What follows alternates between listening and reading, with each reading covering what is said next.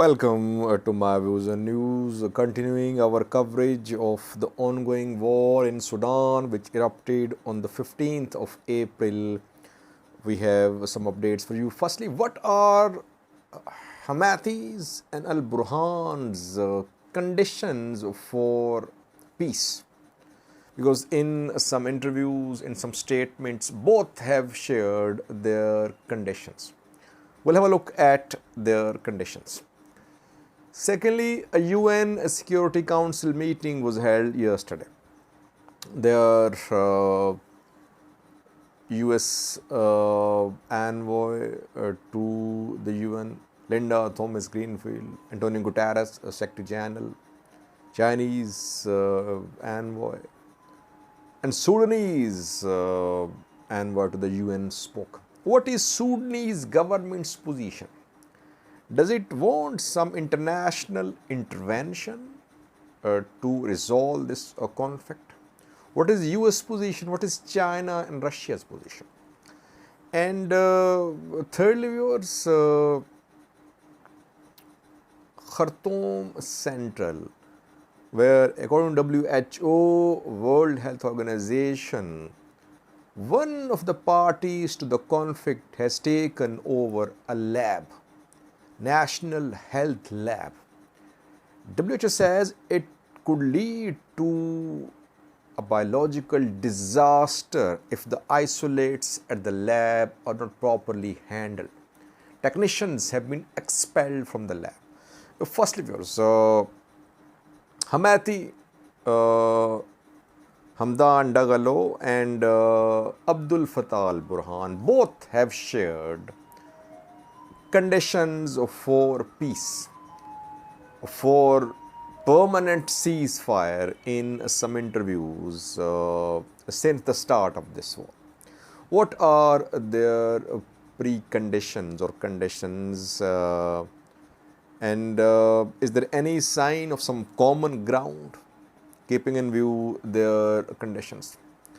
Al Burhan in some of his interviews said that Rapid Support Forces RSF must return to their positions which were 2 months ago.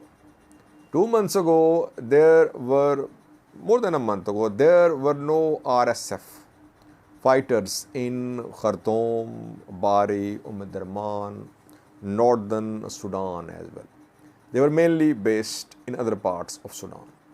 Then we saw a sudden movement of RSF fighters towards Khartoum. And that was the time when Al Burhan did not react. So he has himself to blame. He allowed RSF fighters to enter Khartoum. RSF fighters were patrolling the streets near presidential palace, near army's headquarters. So I think Burhan miscalculated. Sudanese army miscalculated. It thought that Hemedeti was not going to launch a full-scale attack in Khartoum.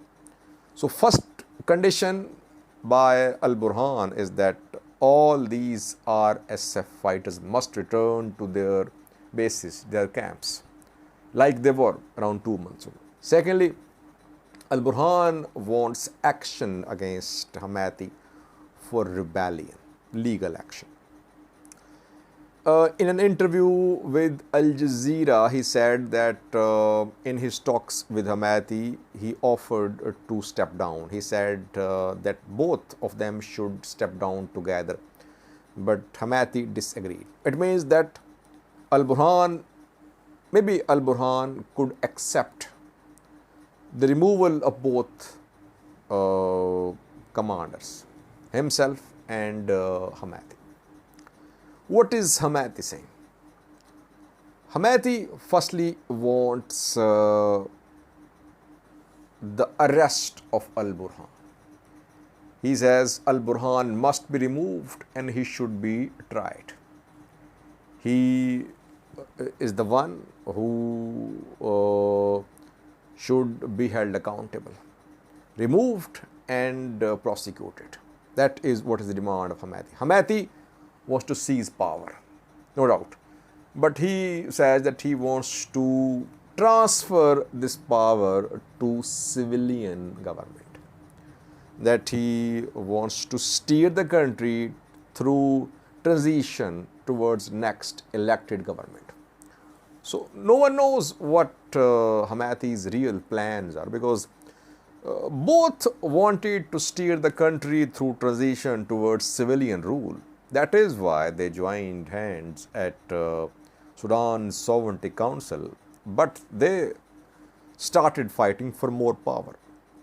So both are not committed to a civilian-led rule in Sudan.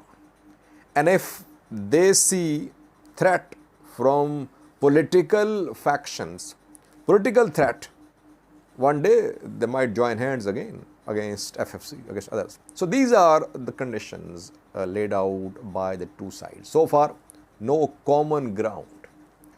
Hemedeti maybe thought that through a quick operation, his fighters would be able to capture Burhan. And once Burhan removed, he would be in a position to dictate terms. It has not happened so far. Burhan managed to suffer the onslaught of the Rapid Support Force. At the same time, RSF could not be removed from capital. Instead, we saw that yesterday RSF consolidated its gains in Bahari in Rahman. Secondly, a UN Security Council session was held yesterday where Sudanese war was discussed. Countries took different positions. UN Secretary General urged all the parties to show restraint. He said all Sudanese neighbors have remained destabilized. Some are still destabilized. Ethiopia, war. South Sudan, internal conflict. Eritrea has its own issues. Egypt fighting some hardliner religious factions. Chad, again issues there. Central African Republic to Libya, out of a civil war. So all the neighboring countries have had issues. If this conflict goes on, it will have its impact in neighboring countries. In the form of transfer of weapons, in the form of movement of refugees. So entire region could be destabilized. We could see similar conflicts start in neighboring countries. And it's clear, everyone knows that this conflict, if it goes on, we could see neighboring countries affected. US said, Linda Thomas Greenfield, US envoy, said that its embassy in Khartoum came under direct, indirect attacks. It called for restraint, ceasefire. China took a different position. China said Sudan's territorial integrity and sovereignty must be respected. The parties should show restraint. Russia said the same 2 days ago, Lavrov. And that is what Russia and China say regarding conflicts in Africa. They are against foreign interventions. They say that the issue should be resolved by Africans on their own, by the people of the country on their own. Sudanese representative at the UN Security Council opposed any foreign intervention. He said the issue, the conflict in Sudan should be left to Sudanese to resolve. The question is, can Sudanese resolve this issue? It means Sudan should be left to Hemedeti and Burhan. Sudanese are nowhere to be seen. They are fleeing the country. They are fighting to survive. They have nothing to eat. They have nothing to survive on. They want to leave the country. Should the country be left to Burhan and Hemedeti. So this is what international community is saying. Hemedeti, just today, just a few hours ago, RSF issued a statement asking international community to intervene or to enforce 72-hour ceasefire announced yesterday. RSF claims that the Sudanese army is violating the ceasefire. It is conducting airstrikes, Sudanese Air Force. So that is why international community should step in. You see, Hemedeti wants international community to step in. Sudanese government is opposing. Why?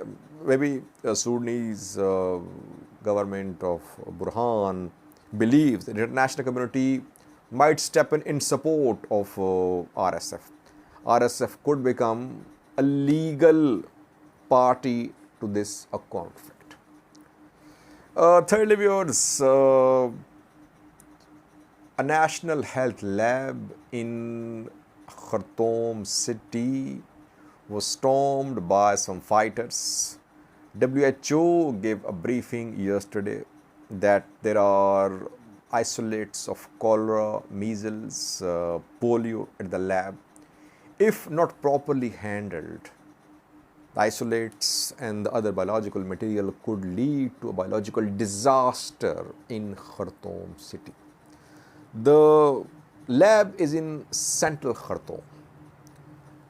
WHO did not name anyone, which party is there. Technicians have been expelled. But since RSF is in a commanding position there in Khartoum Central, it means that RSF fighters have taken over this lab. Of course, they're not technicians. They don't know what is there stored. So, WHO is asking the parties to conflict to withdraw from lab and to let the technicians take charge. They know how to handle the biological material at the lab. A lot is happening. You're seeing that basically we're seeing conflict after conflict, destruction, hunger, deaths, displacements, smell of dead bodies, smell of gunpowder, airstrikes, people injured, hospitals, no medicine, electricity cut off, water supply is cut off. We can speak on and on. And meanwhile, people want to reach some safe places. They want to flee the capital. But they have to travel 800 kilometers towards Egypt or towards Port Sudan or towards Ethiopia, Eritrea border. And still, no guarantee if they will be allowed to enter the neighboring countries or not. Thank you for watching.